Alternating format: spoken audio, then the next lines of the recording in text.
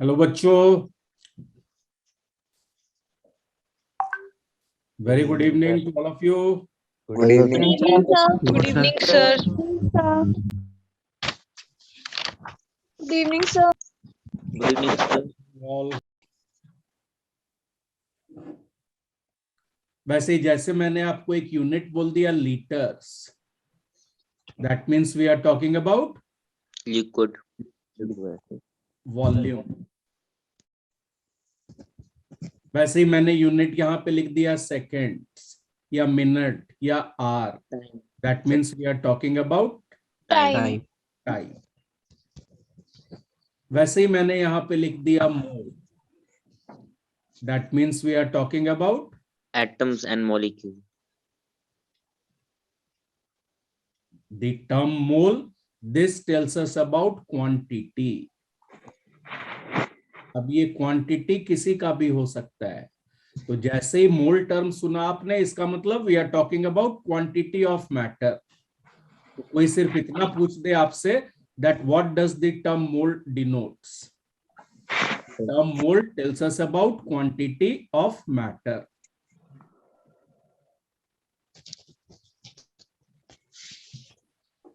Now quantity of matter, this can be expressed in terms of mass.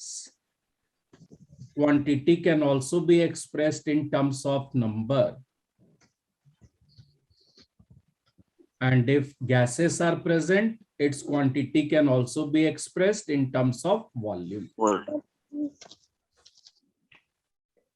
बस अब एक एक चीज करके देखते चलेंगे, और जो क्लास में पढ़ेंगे उतना आपको इस तरीके से पढ़ना है कि आपको रिवीजन करने की भी रिक्वायरमेंट ना पड़े। तो हमने बस यहाँ पर अभी क्या देखा कि मोल टर्म हमें क्या चीज के बारे में बताएगा, क्वांटिटी के बारे में। और क्वांटिटी एक किस किस के बारे में बता देगा, मास, नंबर एंड वॉल्यूम। तो quantity of matter can be dealt in terms of mass, in terms of number and in terms of volume. अब जैसे सपोज मैं आपसे बोल दूं कि आपके क्लास में जो स्टूडेंट्स हैं और एक क्लास में जो सारे स्टूडेंट्स प्रेजेंट हैं, इन सबका मिलकर के मास है 500 किलोग्राम्स। तो आपको गेस करना है कि इस क्लास में कितने स्टूडेंट्स होंगे क्लास 11th के। क्लास में सारे स्टूडेंट्स का मास काउंट करने पर आ रहा है 500 किलोग्राम। तो इस क्लास में नंबर ऑफ स्टूडेंट्स कितने होंगे? Approximate 50. अप्रोक्सीमेट 50 स्टूडेंट्स का मिलकर के 500 किलोग्राम्स, मतलब एक स्टूडेंट का मास 10 किलोग्राम काउंट कर रहे हैं आप। क्या क्लास 11th के एक बच्चे का मास 10 किलोग्राम होगा? No, sir. So 10 students. 10. हम मान सकते हैं क्लास 11th में जो बच्चे हैं वो अप्रोक्सीमेटली 50 किलोग्राम्स के आसपास होंगे। तो 500 है, इसका मतलब अराउंड 10 स्टूडेंट्स आर प्रेजेंट। तो मास सुन करके भी आपको एक क्वांटिटी का मेजरमेंट मिल रहा है, और नंबर के टर्म्स में तो हम बोल ही सकते हैं 10 है, 15 है, 20 है। और वैसे ही अगर ये स्टूडेंट्स गैसियस स्टेट में होते तो इनके क्वांटिटी को हम वॉल्यूम के टर्म्स में भी बता सकते। So term mole, this will tell us about quantity which can be dealt in terms of mass, in terms of number and in terms of volume. Now let's talk about 1 mole.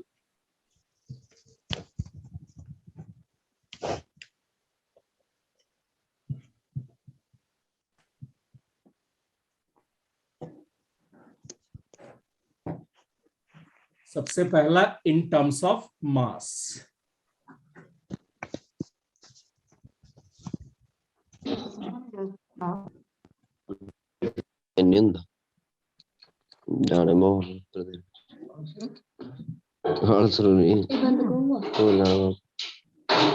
सारे बच्चे अपने आप को रखेंगे। जिसको भी doubt पूछना होगा, raise your hand.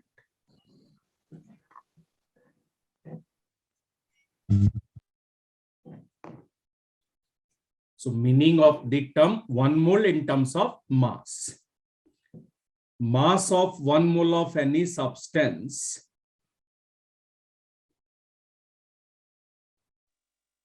mass of 1 mole of any substance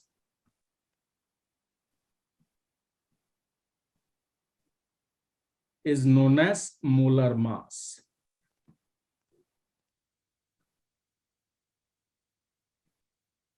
तो जहां भी ये मोलर टर्म लग जाएगा इसका मतलब ही होगा that we are talking about 1 mole. जहां भी ये मोलर टर्म दिख जाए इसका मतलब 1 मोल की बात हो रही है. जैसे आपसे मैंने बोल दिया मोलर रेजिस्टेंस, इसका मतलब रेजिस्टेंस ऑफ 1 मोल. वैसे ही बोल दिया मोलर वॉल्यूम, इसका मतलब volume of 1 mole. And similarly molar mass, this will be mass of 1 mole of any substance. Now molar mass for atoms is known as gram atomic mass. Gram atomic mass, this is molar mass for atoms. Similarly molar mass for molecules is known as gram molecular mass.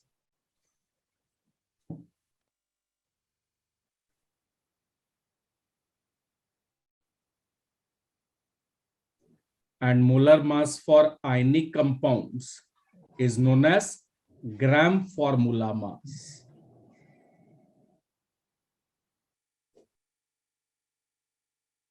This will be molar mass for ionic compounds.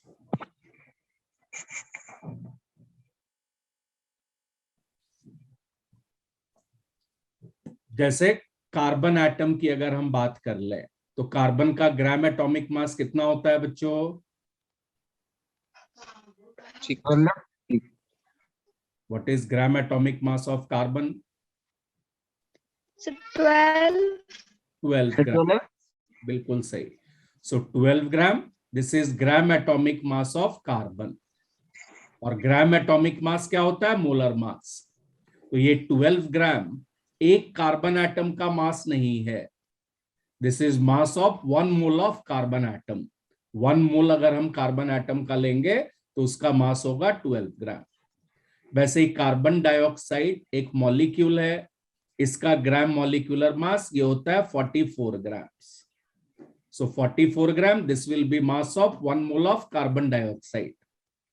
और वैसे ही अगर हम कोई ionic compound ले लें, जैसे हम ले लिए सोडियम क्लोराइड. सोडियम क्लोराइड का फॉर्मूला मास कितना होगा? What is atomic mass of sodium? So 11. 11 is atomic number. So 23 atomic mass. 23. Chlorine का होता है 35.5.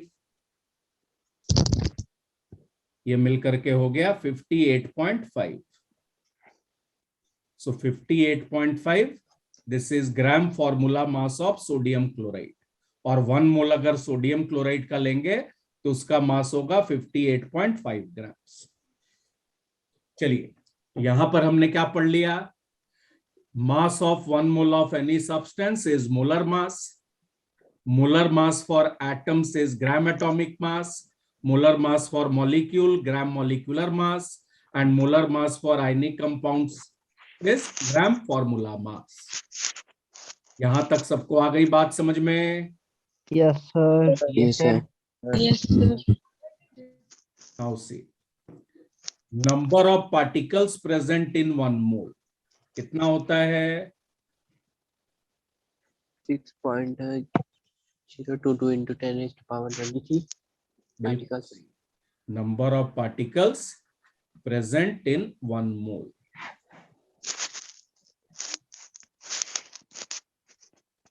This is equal to 6.022 into 10 to the power 23. कौन सा नंबर? Sir 22 या 23. Avogadro number है. मोर करेक्ट है 6.022.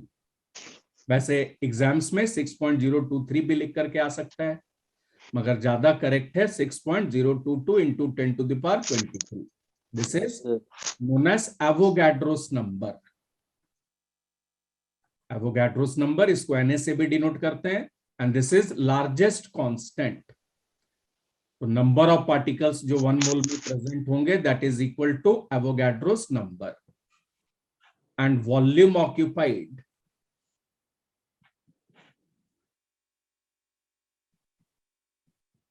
by 1 mole of gas at STP is 22.4 liters. 1 mole of gas STP पर हमेशा कितना वॉल्यूम ऑक्यूपाई करेगा? 22.4 लीटर्स. STP क्या डिनोट करता है? Sir standard temperature pressure condition. Standard temperature and pressure. Standard temperature हम लेके चलते हैं 0 डिग्री सेंटीग्रेड और 273 केल्विन, और प्रेशर हम यहाँ पे लेके चलते हैं 1 बार. तो जब भी प्रेशर 1 बार होगा और टेम्परेचर 0 डिग्री सेंटीग्रेड होगा, उस कंडीशन में 1 mole of gas will occupy 22.4 litres. 4 litre. तो यहां तक हमने बस क्या देख लिया? 1 मोल का मास होता है मोलर मास. 1 मोल में नंबर ऑफ पार्टिकल्स होते हैं Avogadro's number, and volume occupied by 1 mole of gas at STP is 22.4 litres. चलिए अब अभिमन्यु एक क्वेश्चन का आंसर देंगे. अभिमन्यु, आवाज आ रही है आपको? Yes sir. हाँ, अभिमन्यु मान लीजिए ये एक मोबाइल है, स्मार्टफोन है ये. जी सर. इस मोबाइल फोन का मास है 500 ग्राम्स. तो अगर हम आपसे पूछ दें कि इसका मोलर मास क्या होगा, तो क्या बताएंगे? What will be molar mass of mobile?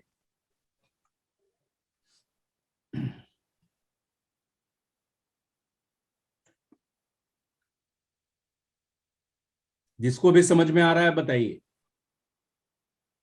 Any one of you?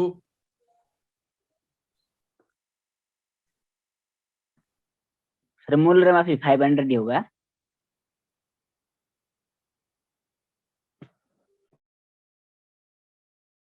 Radhika Gupta?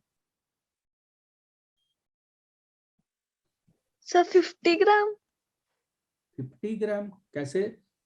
चलिए अब देखिए, हमें परेशानी कहां पर होती है? परेशानी हमें वहीं पर होती है जहां पर हम क्वेश्चन नहीं समझते. एक बार क्वेश्चन समझ जाएंगे तो आंसर खुद ब खुद आ जाएगा. चलिए यहां पर क्या आपसे पूछा गया है? मोलर मास क्या होगा? और मोलर मास का मतलब क्या होता है? मास ऑफ 1 मोल. अभी पढ़ा हमने, जहां भी मोलर लग गया इसका मतलब 1 मोल की बात हो रही है. तो एक बार मोलर मास आपसे पूछ दिया, मतलब आपसे पूछ दिया कि 1 मोल ऑफ मोबाइल का मास कितना होगा, और 1 मोल में नंबर ऑफ पार्टिकल्स हमेशा कितने होते हैं? 6.20 into 10⁻23 पार्टिकल्स. तो मोलर मास पूछ रहा है मोबाइल का, मतलब आपसे पूछ रहा है 1 मोल ऑफ मोबाइल का मास कितना होगा, और एवोगाड्रो नंबर ऑफ मोबाइल का मास कितना होगा. तो एक मोबाइल का मास है अगर 500 ग्राम्स, तो 2 मोबाइल का कितना हो गया? 500 इंटू 2. 3 का कितना हो गया? 500 इंटू 3. तो एवोगाड्रो नंबर ऑफ मोबाइल का मास कितना हो जाएगा? 500 multiplied by Avogadro's number. Yes sir. So molar mass ये आ गया यहां पर, mass of 1 mobile multiplied by Avogadro's number. सबको आई बात समझ में? Yes sir. Sir yes sir. तो यहीं से एक फॉर्मूला आ गया हमारे पास कि जब भी एक सिंगल पार्टिकल का मास पता हो तो उसका मोलर मास कैसे निकालेंगे? Yes sir. Molar mass will be mass of single particle multiplied by Avogadro's number. यहां से हमारे पास एक फॉर्मूला आ गया, molar mass this will be equal to mass of single particle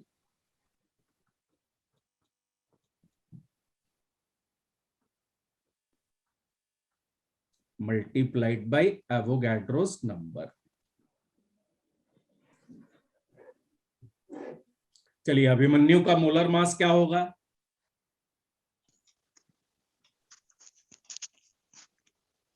Abhimanyu, आपका मोलर मास क्या होगा बताइए?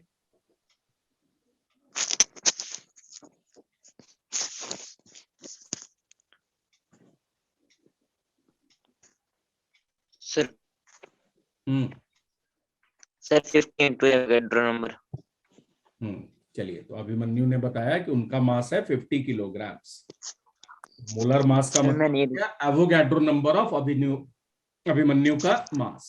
तो एक अभिमन्यु का है 50, तो एवोगैड्रो नंबर ऑफ अभिमन्यु ले लेंगे तो 50 मल्टीप्लाइड बाई एवोगैड्रोस नंबर। बिल्कुल सही है।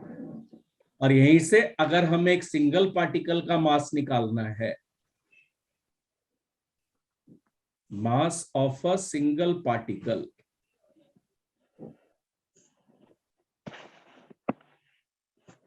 this will be equal to molar mass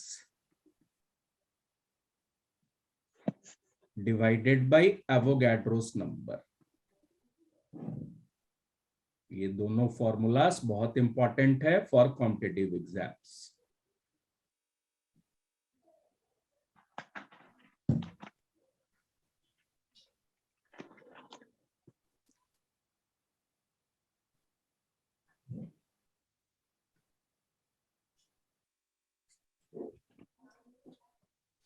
अब यहीं पर मैं 2 क्वेश्चन दे दूं आप लोग को।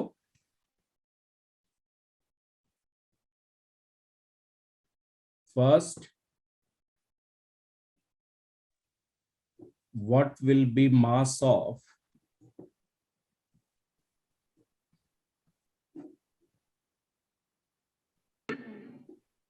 one atom of carbon?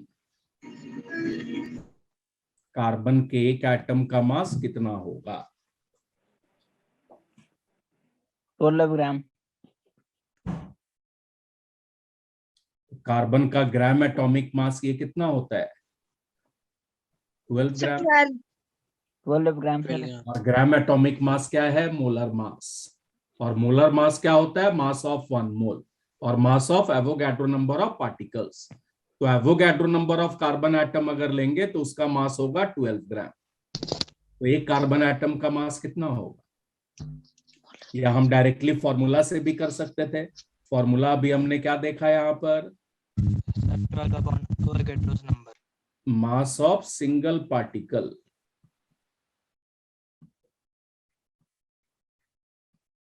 This is equal to molar mass divided by Avogadro's number. यहां तो हमें निकालना है mass of 1 atom of carbon. Directly formula में रख दें। This will be equal to molar mass of carbon, that is gram atomic mass divided by Avogadro's number. और ये 12 बाई 6.022 को अप्रोक्सीमेटली 6 ले लें तो क्या जाएगा? 12 बाई 6 2। और this will B approximately 2 into 10 to the power minus 23 grams। सबको आई बात समझ में? Yes sir. Yes, sir. ऐसे ही हमें क्वेश्चन पूछ दे यहाँ पर, what will be mass of 1 molecule of carbon dioxide?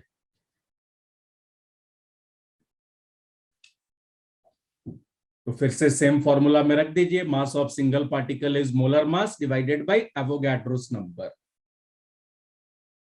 क्या आएगा answer? 44 gram upon 6.022 into 10 raised to power 23. बिल्कुल सही। मास of 1 molecule of CO2.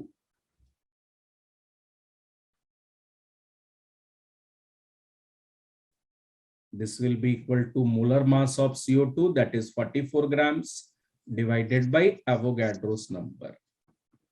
So it's 7.3 into 10 raised to power minus 23. बिल्कुल सही, 7.3 into 10 to the power minus 23 grams.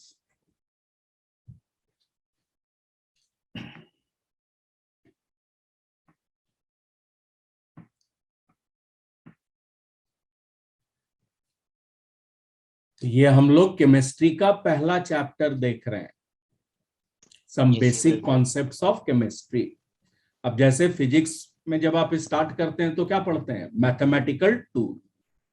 Mathematical tool अगर आपको अच्छे से आ गया तो इसका मतलब फिजिक्स का पूरा फाउंडेशन आपका बन गया। अब बस उसके ऊपर बिल्डिंग तैयार करनी है, और फाउंडेशन से मतलब है अब उसका यूज हर जगह पर आएगा, कहीं भी पढ़ेंगे तो उसका तो यूज आना ही है। वैसे ही केमिस्ट्री में ये पूरा फाउंडेशन आपका डेवलप करेगा मूल कॉन्सेप्ट। क्लास 11th और क्लास 12th दोनों जब आप पास कर जाएंगे, या जो बच्चे पास कर चुके हैं उनसे भी अगर आप पूछेंगे कि केमिस्ट्री में सबसे डिफिकल्ट चैप्टर क्या लगता है, तो आपको इसी चैप्टर का नाम बताएंगे। स्टोइशियोमेट्री एंड आयनिक इक्विलिब्रियम दोनों क्लास 11th के चैप्टर्स हैं।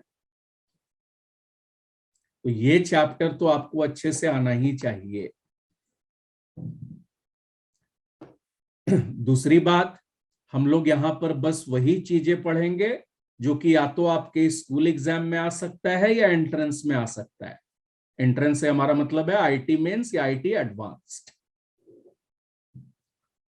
आपसे जो मेरा एक्सपेक्टेशन होगा कि जो भी हम लोग बस यहाँ पर पढ़ रहे हैं इसको आप रिवाइज कीजिए। थ्योरी के लिए कोई बुक पढ़ने की रिक्वायरमेंट नहीं है, मैं कोई सा भी बुक आपको नहीं बोलूंगा, जस्ट गो थ्रू नोट्स। वो काम मेरा है कि थ्योरी के लिए जो भी रिक्वायरमेंट है वो मैं आपको यहाँ पर दे दूं।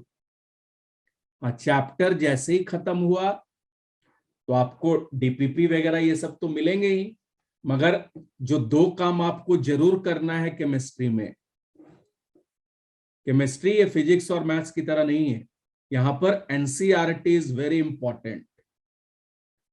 तो एनसीईआरटी एक्सरसाइज क्वेश्चंस,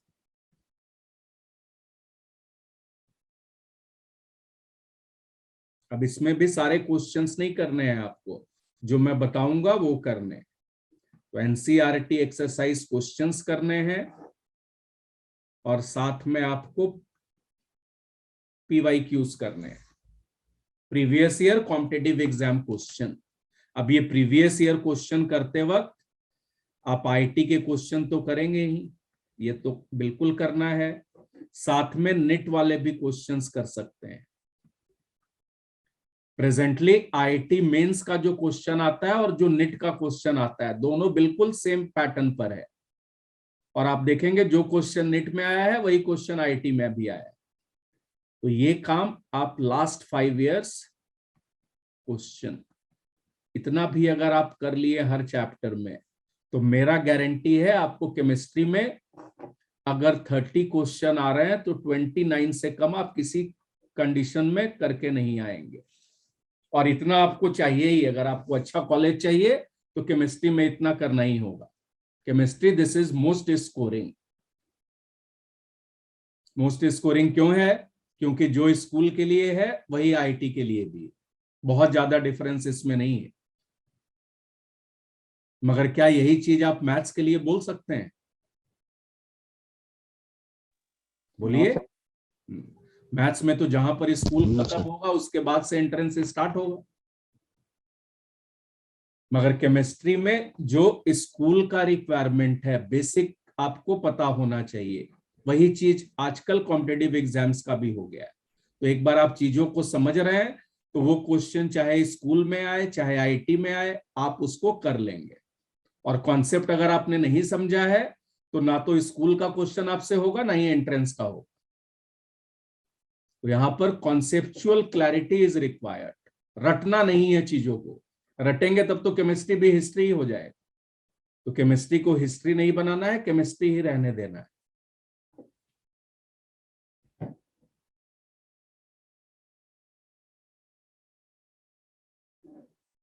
चलिए, तो एक रजिस्टर जरूर बना लेंगे आप लोग जिसमें ये सारा आ जाना चाहिए, हर चैप्टर का NCERT exercise question and previous year question last 5 years. IIT mains वाले भी सिर्फ कर लें फिलहाल तो वो भी बहुत है। और तब तक कोई दूसरा काम नहीं करेंगे जब तक ये काम आपने सारे चैप्टर्स में नहीं कर लिया है।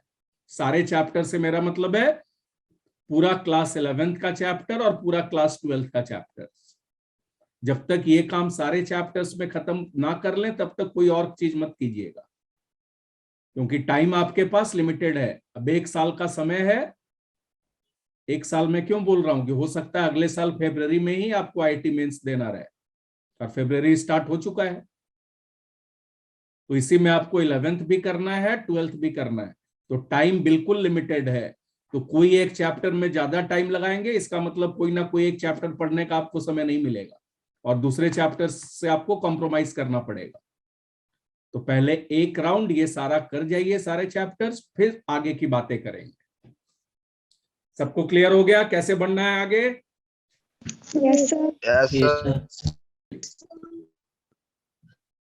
अब हम लोग आ जाएंगे यहां पर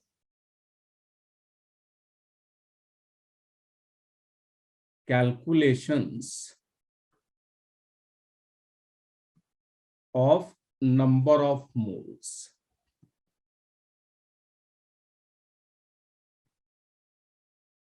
नंबर ऑफ मोल्स, इसको एन से डिनोट करते हैं।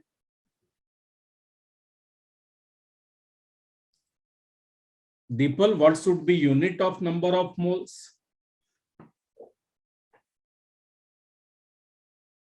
नंबर ऑफ मोल्स का यूनिट क्या होना चाहिए? Any one of you?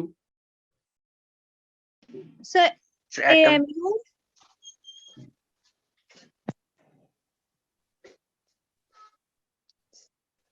AMU. This should be unit of number of moles. Atomic mass unit. Atomic mass unit. This is mass of single particle. Yes, sir. यहाँ पे मेरा question है number of moles का unit क्या होगा? अब देखिए यहीं पे डिफरेंस आ जाता है बच्चों। क्यों? क्योंकि हम जो पढ़ रहे हैं और एक बार अगर हमारे वो सब्जेक्ट का पार्ट हो गया तो हमारा दिमाग काम करना बंद कर देता है। So it's gram. जो भी चीज हम रटे हैं या जो भी चीज अभी तक हम एक पढ़ा है हमने उसके बेसिस पर हम आंसर करना चाहते हैं। मैं क्या बोलना चाह रहा हूं ये आपको बिल्कुल क्लियर हो जाएगा मेरे इस क्वेश्चन से। कि जैसे मैं यहीं पर आपसे क्वेश्चन पूछ देता कि नंबर ऑफ फैमिली मेंबर्स कितने हैं, तो यहां पर किसी को कोई कंफ्यूजन नहीं होगा। जिसके फैमिली में 4 हैं वो बोलेंगे 4, जिसके 3 हैं, किसी के 6 हैं, किसी के 7 हैं, किसी के 5 हैं। तो यहां पर उनको क्वेश्चन का आंसर करते वक्त ये नहीं सोचना पड़ेगा कि यूनिट क्या लगाएंगे। वैसे ही अगर मैं आपसे पूछ देता कि आपके घर में नंबर ऑफ रूम्स कितने हैं, तो फिर से आपको बिल्कुल क्लैरिटी है इसमें कि घर में 4 रूम है, 5 रूम है, 3 रूम है। मगर यहीं पर जब मैं नंबर ऑफ मोल्स का यूनिट पूछ दिया आपसे तो आप सोचने लगे कि क्या यूनिट होना चाहिए।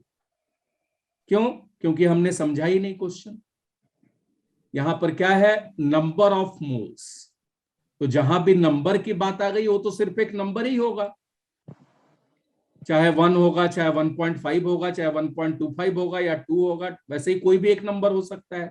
नंबर का कभी कोई यूनिट तो होता नहीं। समझ गए मेरी बात? Yes, sir. Yes, sir.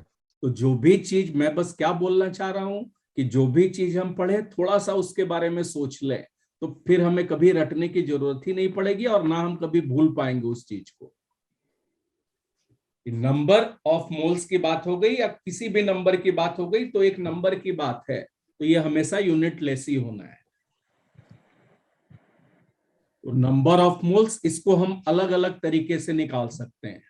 तो सबसे पहला हम देखें calculation of number of moles in terms of mass. अब ये सारा फॉर्मूलास जो डिराइव होता है, ये तो यूनिटरी मेथड के बेसिस पे डिराइव होता है, डेरिवेशंस पे नहीं जाएंगे। In terms of mass,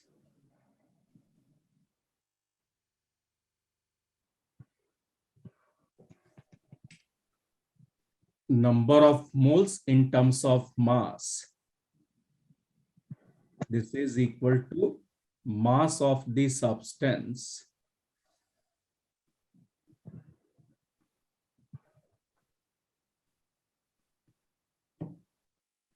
in any unit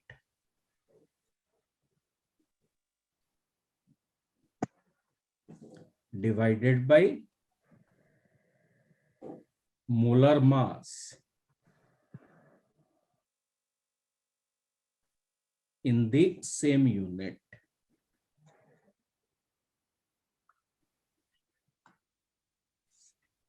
अब जैसे हम नंबर ऑफ मोल्स निकाल रहे हैं एटम्स का, तो ये हो जाएगा mass of atom in any unit divided by molar mass for atom.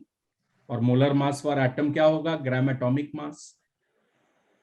वैसे ही नंबर ऑफ मोल्स मॉलिक्यूल का निकाल रहे हैं, तो mass of the molecule divided by molar mass of the molecule, that is gram molecular mass. अब यहां पर suppose आपको दिया है कार्बन का है आपके पास 3 ग्राम्स, आपसे पूछ दिया कार्बन का नंबर ऑफ मोल्स कितना होगा, then this will be given mass upon molar mass, और ये आ गया 1/4, दैट इज 0.25। वैसे ही सपोज कार्बन डाइऑक्साइड का आपको दिया हुआ है 88 grams, so number of moles of carbon dioxide,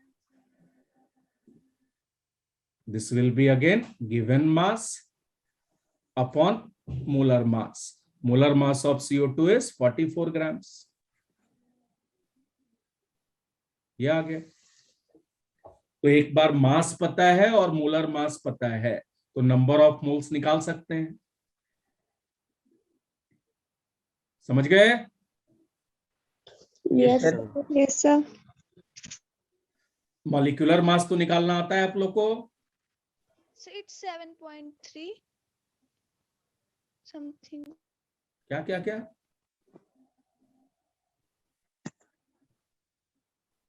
$88 by 44 will be 2।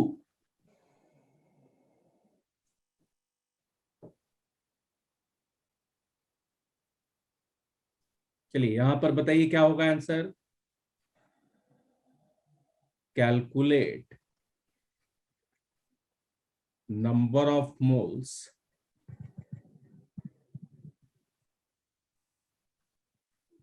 For the following. अब यहीं पर मैं आपको स्कूल एग्जाम्स, आईआईटी मेंस और आईआईटी एडवांस तीनों समझा दूंगा, तीनों में डिफरेंस क्या है। Calculate number of moles for the following. सबसे पहला है यहां पर 51 gram of ammonia.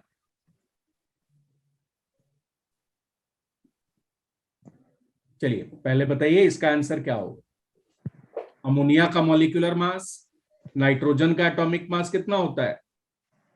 11. 14। 7. 7 is atomic number, और यहां पर हम लोग बात कर रहे हैं एटॉमिक मास। सर 23। नंबर तो नाइट्रोजन का एटॉमिक मास होता है 14, हर हाइड्रोजन का होता है 1, तो 3 हाइड्रोजन के लिए हो गया 3। 14 + 3 ये हो गया 17। यूनिट ग्राम लगा दिए, मतलब ये हो गया gram molecular mass, and gram molecular mass is molar mass. Number of moles ये निकालने का formula given mass upon molar mass,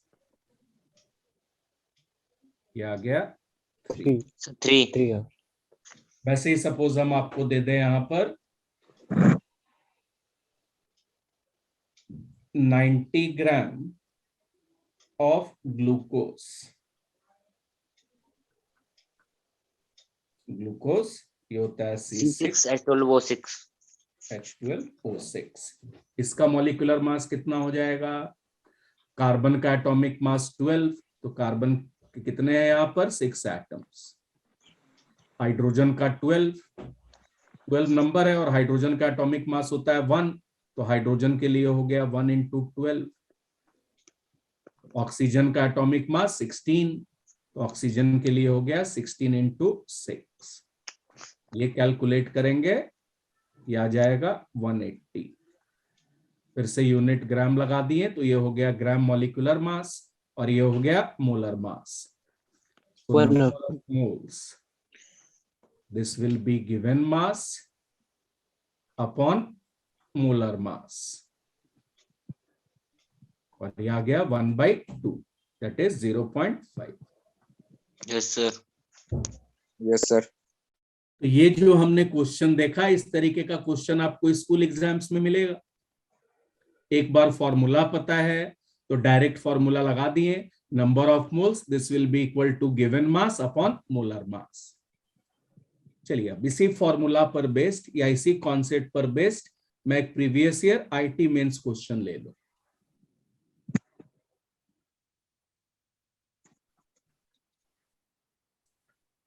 Calculate number of moles in a drop of water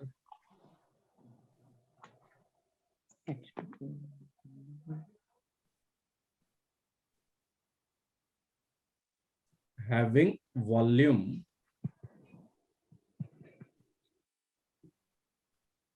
18 × 10⁻⁻10 milliliters at room temperature, that is 298 Kelvin or 25 degrees centigrade.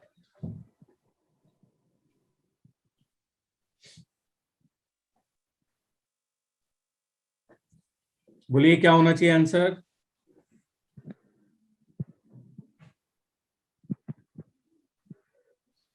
अभी तो बस हमने एक ही formula देखा ही है और उसी के बेसिस पे कर रहे हैं क्वेश्चन। कोई बताएगा क्या होना चाहिए यहाँ पे?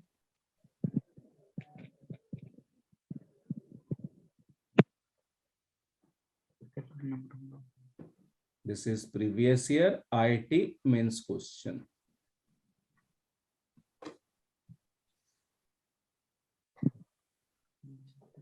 चलिए हम लोग सॉल्व कर ले। यहाँ पे हमने फॉर्मूला क्या देखा?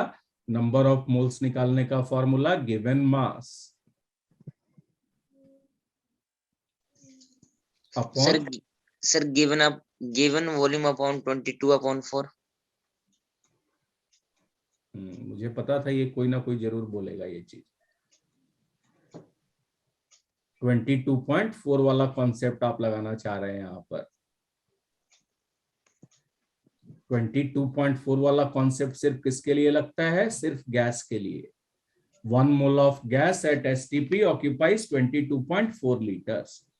कोई सा भी गैस का 1 मोल ले लेंगे एसटीपी पर तो 22.4 लीटर्स ऑक्यूपाई करेगा।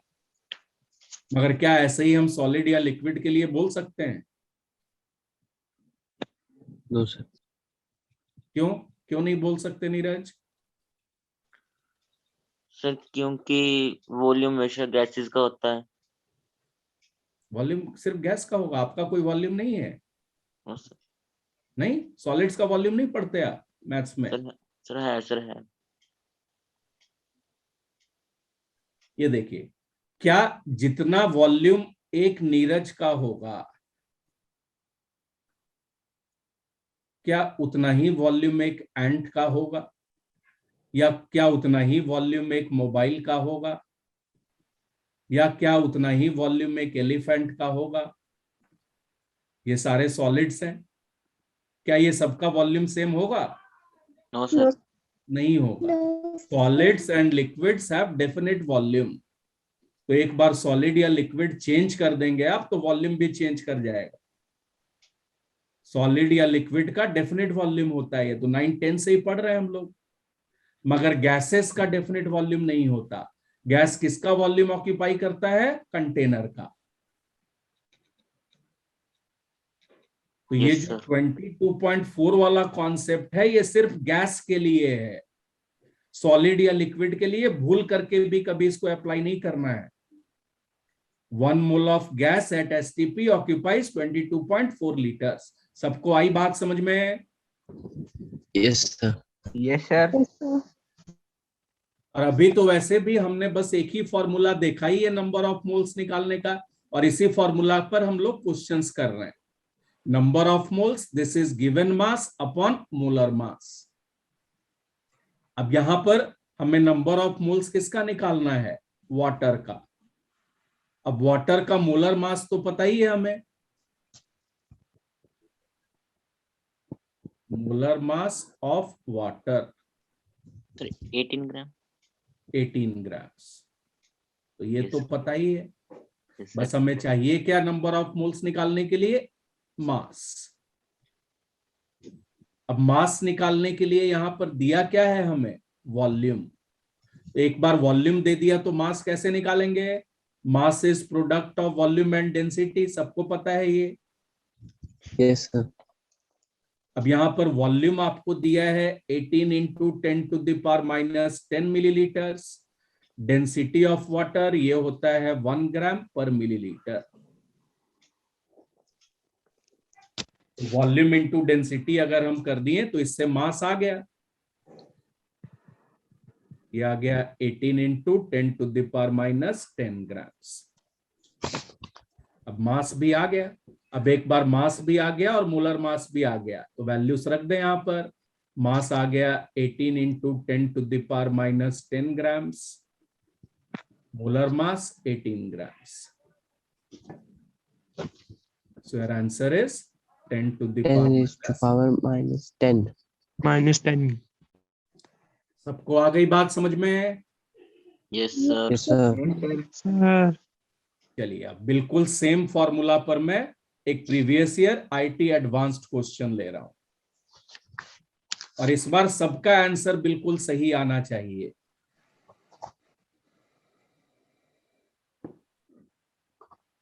Calculate number of moles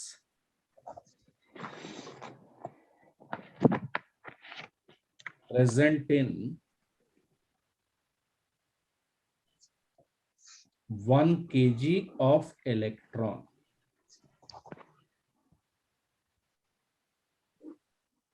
Mass of an electron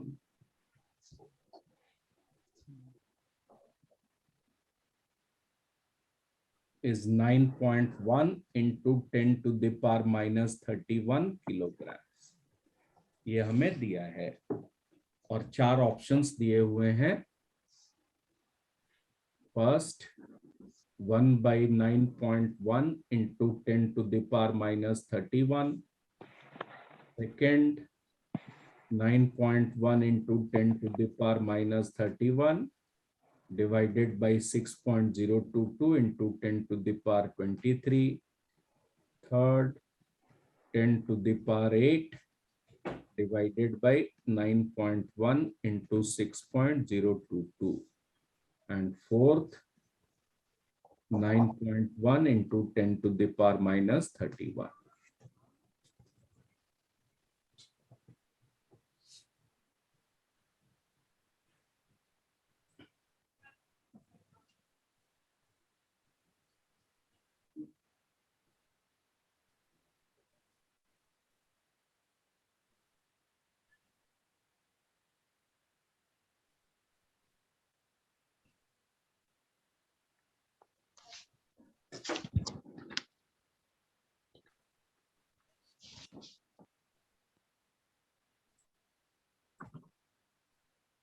chat box में सब लिखिए क्या क्या ऑप्शन आ रहा है सबका।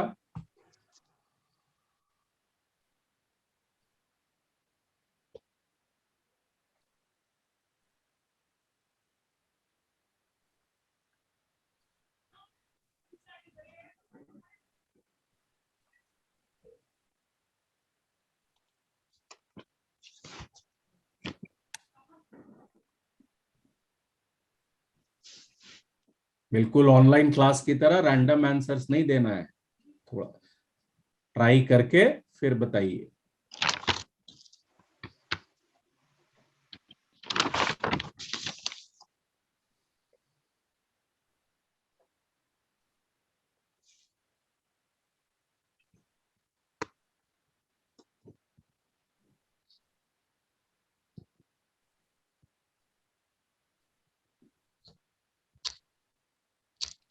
चलिए, नीरज वर्मा। Yes sir. क्या किया बच्चे आपने?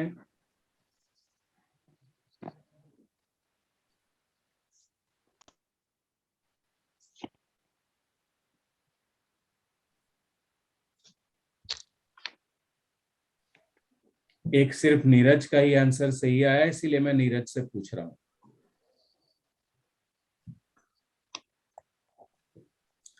नंबर ऑफ मोल्स निकालने का जो फॉर्मूला हम लोगों ने देखा यहां पर, गिवन मास अपॉन मोलर मास। अब इन्हीं दोनों को सेपरेटली निकाल लें। सबसे पहला हम निकाल लें यहां पर गिवन मास। कितने मास में नंबर ऑफ मोल्स निकालना है? We have to calculate number of moles in 1 kg of electron. तो गिवन मास तो हमारे पास है ही 1 किलोग्राम, ये तो दिया ही है।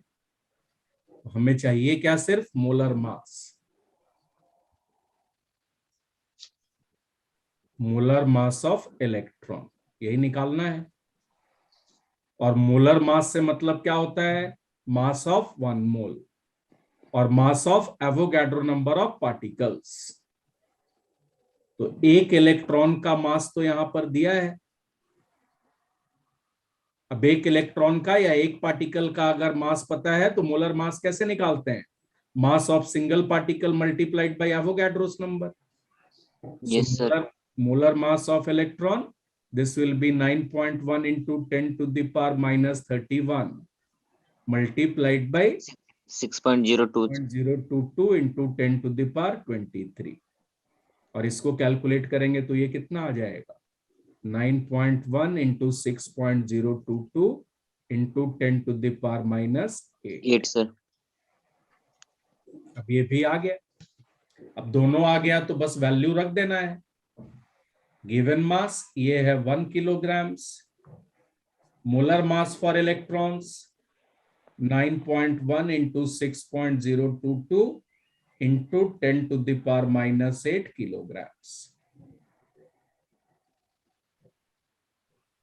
और ये आ गया यहां पर 10 to the power 8 divided by 9.1 into 6.022। कौन सा ऑप्शन सही हो गया? Sir C option. C. Sir C option. सबको आई बात समझ में?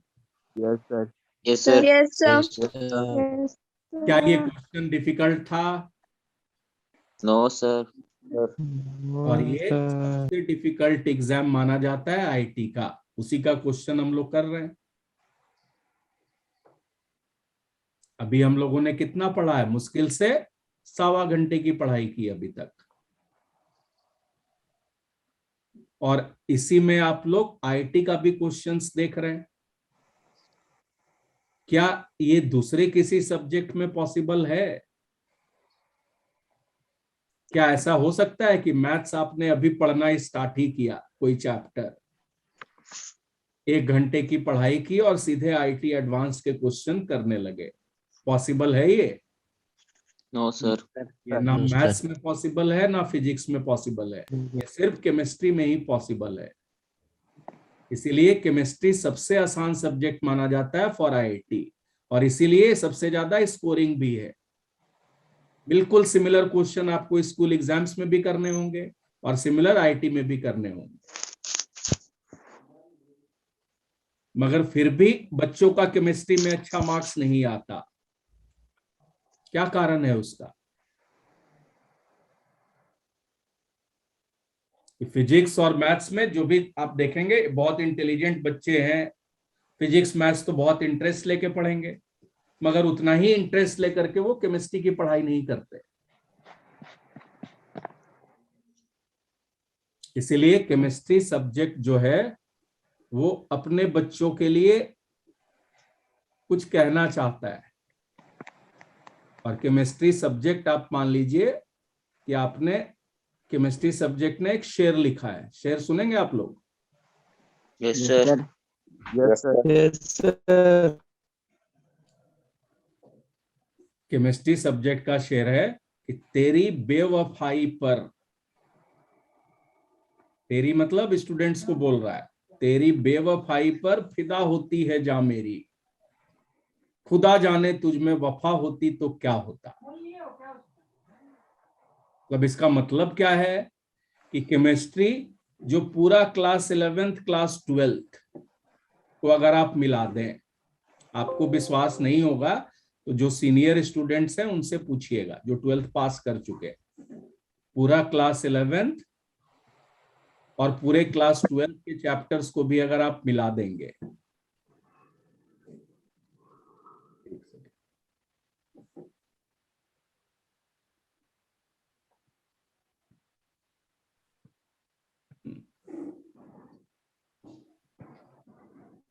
ये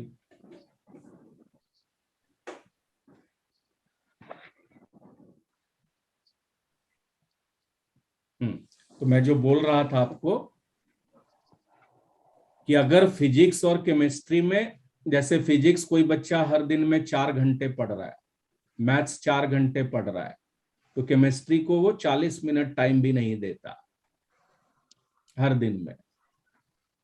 मतलब परसेंटेज वाइज अगर देखेंगे, केमिस्ट्री अगर मैथ्स में उसका टाइम गया 50%, फिजिक्स में गया 40%, तो केमिस्ट्री को वो 10% ही देता है।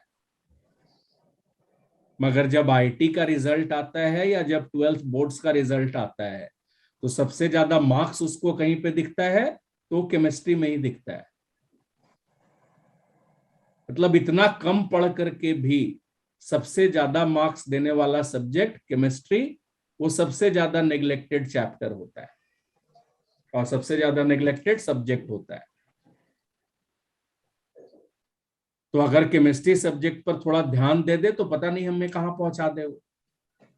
इसीलिए बोल रहा है कि केमिस्ट्री को इतना ज्यादा नेग्लेक्ट करके चलने से कुछ नहीं होगा, केमिस्ट्री को थोड़ा सा ध्यान देना ही पड़ेगा।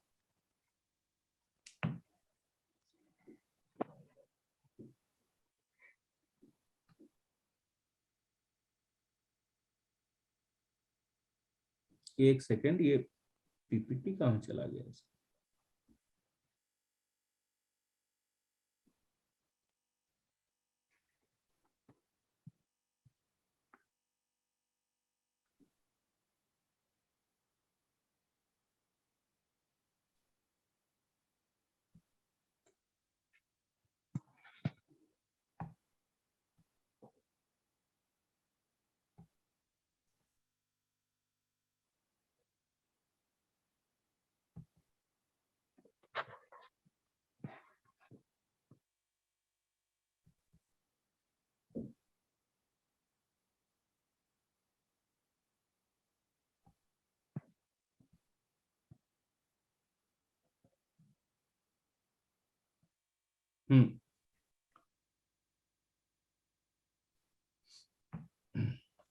चलिए,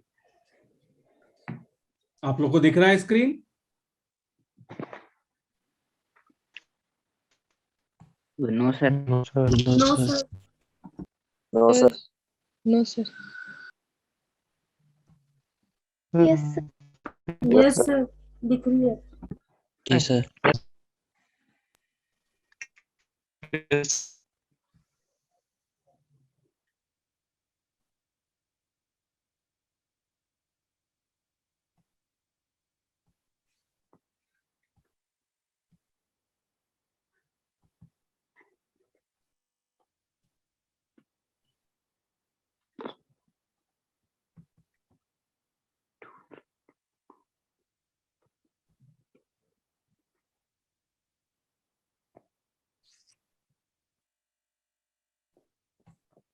बस 2 मिनट बच्चों, मैं इसको ठीक करता हूँ।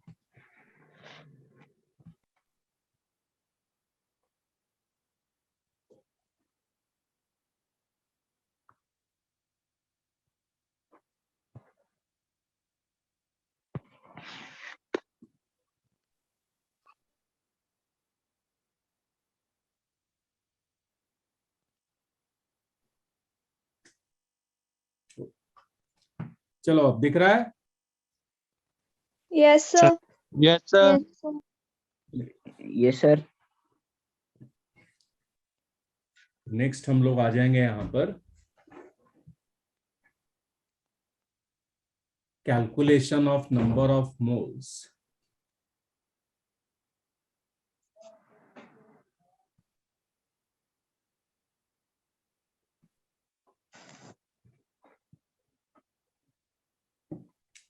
in terms of number.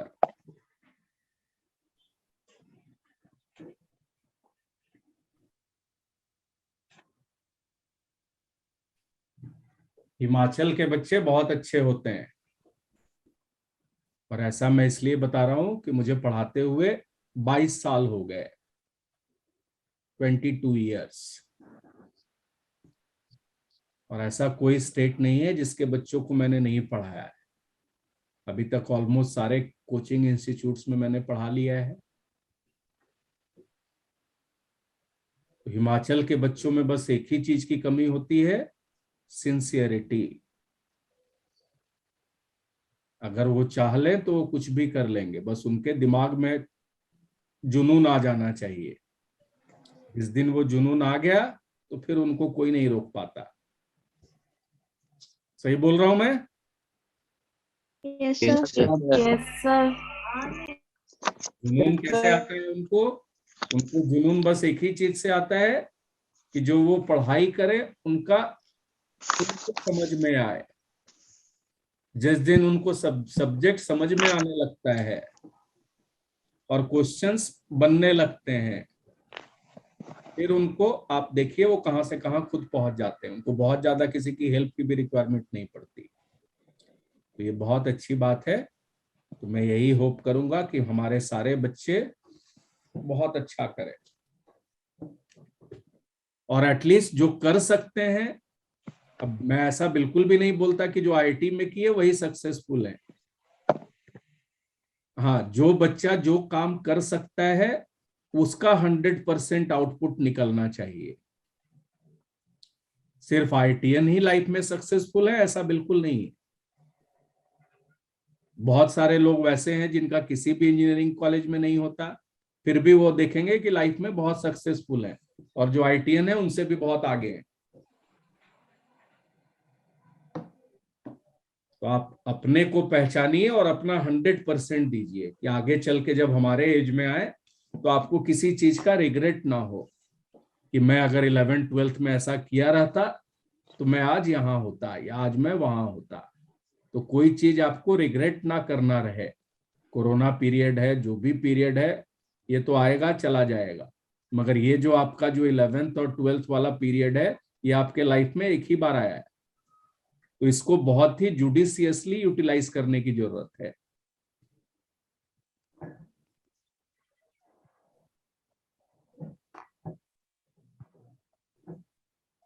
और इसी टाइम में बच्चों का हार्मोनल चेंजेस भी होता है, ये भी मैं आपको बता दूं। मतलब भटकने की संभावना सबसे ज्यादा अगर होता है तो इसी एज में होता है। तो फ्रेंडशिप वैसा ही करना है जिससे आपको हेल्प हो। बहुत लोग मिलेंगे भटकाने वाले, तो भटकना नहीं है हमें। हमारा गोल बिल्कुल क्लियर होना चाहिए, और एक ही चीज से आप नहीं भटकेंगे कि कोई बात अपने पेरेंट्स से ना छुपाएं। पेरेंट्स को हर चीज बता करके करें। आजकल के पेरेंट्स वैसे है ही नहीं जो कि आपको रोकेंगे हर चीज में। पेरेंट्स सबसे अच्छे फ्रेंड्स होते हैं। तो बस पेरेंट्स को बता करके चलिए, आप देखिए आपको कभी लाइफ में परेशानी नहीं आएगी। समझ गए बच्चों? Yes, sir. sir. Yes, sir. Yes, sir. Sir. Calculation of number of in terms of number, ये नेक्स्ट कॉन्सेप्ट हम लोग देख रहे हैं। यहाँ पे नंबर ऑफ मोल्स निकालने का फॉर्मूला है गिवन नंबर ऑफ पार्टिकल्स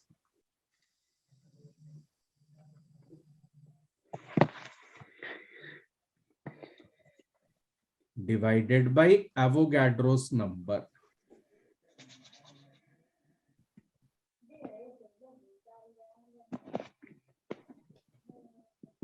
तो एक बार नंबर ऑफ पार्टिकल्स अगर हमें पता है dividing by Avogadro's number, we can calculate number of moles. जैसे मैं आपको एक क्वेश्चन दे दूं यहां पर, कैलकुलेट नंबर ऑफ मोल्स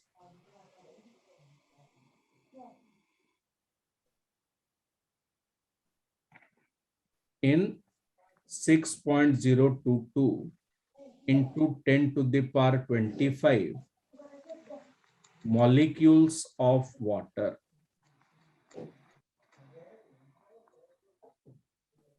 तो सिंपली हमने फॉर्मूला लगा लिया यहां पे, number of moles, this is given number of particles,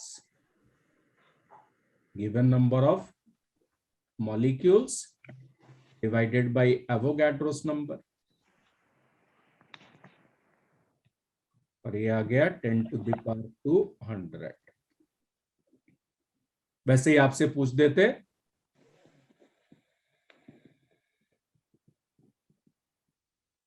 calculate number of moles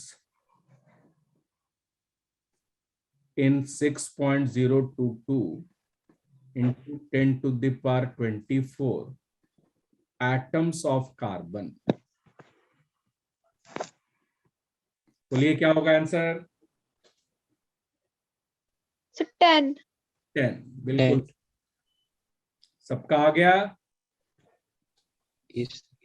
Yes. Yes, sir. Number of atoms divided by Avogadro's number. अब देखिए यहीं से गिवन नंबर ऑफ पार्टिकल्स या नंबर ऑफ पार्टिकल्स अगर हमें निकालना है तो उसके लिए फॉर्मूला क्या अप्लाई हो जाएगा? Number of particles, this will be equal two moles of the particle multiplied by Avogadro's number. So number of particles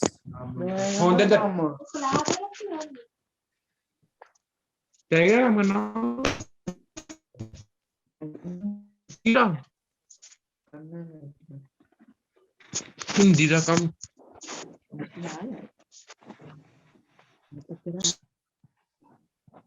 number of particles, this will be equal to moles of the particle multiplied by Avogadro's number। एक बार moles अगर पता है तो number of particles निकाल सकते हैं, या number of particles अगर पता है तो मोल्स निकाल सकते हैं। जैसे हमें निकालना है number of molecules, particles can be molecules, atoms, ions, कुछ भी हो सकता है। Number of molecules, this will be equal to number of moles of the molecule multiplied by Avogadro's number. वैसे नंबर ऑफ एटम्स अगर निकालना है, then this will be equal to moles of the atom multiplied by Avogadro's number. So moles multiplied by Avogadro's number will give us number of particles.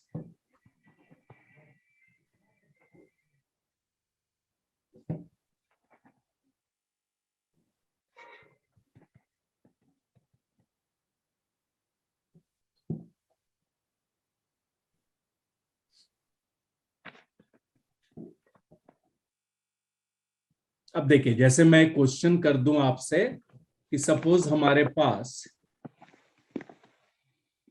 Carbon dioxide के 4 molecules हैं, तो यहां पर total number of atoms कितना है?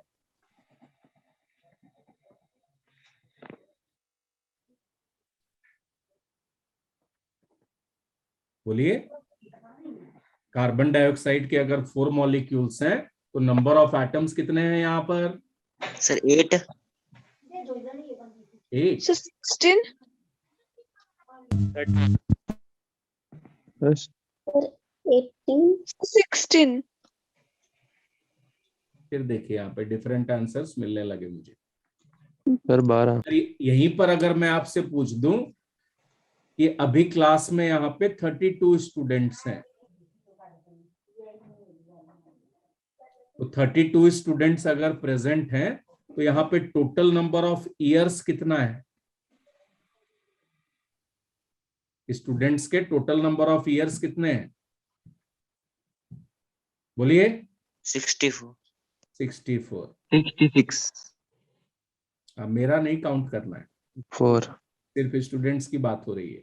तो 30 अगर है तो सारे स्टूडेंट्स का ईयर्स मिला करके कितना हो गया? 64। या यहीं पे अगर मैं आपसे पूछ देता कि नंबर ऑफ हेड्स कितने हैं स्टूडेंट्स के पास?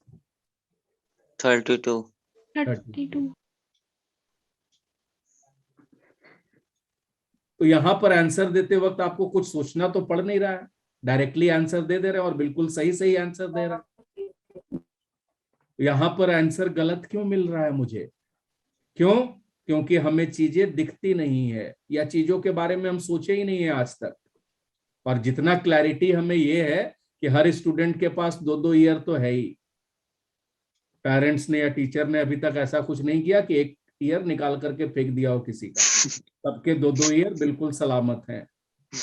तो हर स्टूडेंट के पास 2 ईयर्स अगर हैं तो 32 के पास 64 है।